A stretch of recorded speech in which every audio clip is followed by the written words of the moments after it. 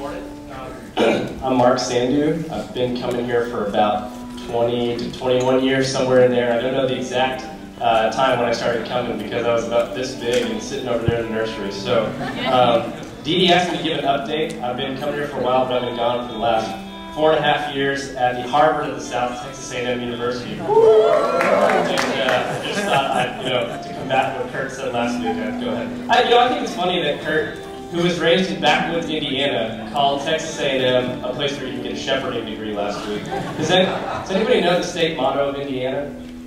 Okay, I found it online last night. It's, hope you brought something to do because there's nothing to do here. That's Indiana.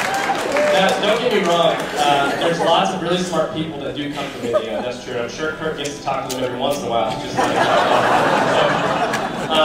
but what God taught me in college, just a couple of minutes, I feel like it taught me a lot of things, but mostly the meaning of the term discipleship. When I was a sophomore in college, the first time I was on leadership, I went on a ministry team retreat, and Kyle Hoover, who was my college pastor, he got up and he said, does everybody know what the Great Commission says? And we could all spout it off. And he said, does it say to make Christians?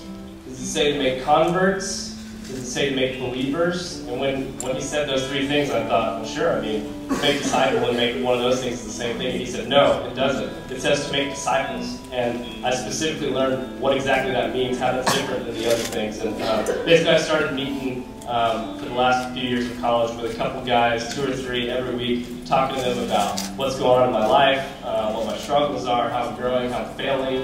It was a really good deal. And I found out basically in college that having 1 million Christian friends that you know about this deep is nothing compared to having 1 or 2 or 3 that you really walk well with. So that's kind of what I guess God showed me in college. And I find incredible opportunity for that here with intergenerational ministry. That was something I didn't really have in college because we're just a transient. There's these random college kids who show up for 4 years and leave for the church I went to back there. That's fine, but here I think it's so great because whenever I came back, every time I came back in college to visit, about this time of year actually, I'd have somebody 5 years old saying hello and asking me how I was doing and really meaning it. Somebody 85 years old saying hello and asking me how I was doing and really meaning it. So I guess I have a passion for that, and so a couple things you can be praying for me for is that I'll stay consistent in ministry, whether I end up here or somewhere else, I'm not exactly sure, and that I'll be a good witness, an example in the workplace, and that I'll use my gifts to His glory. So thanks.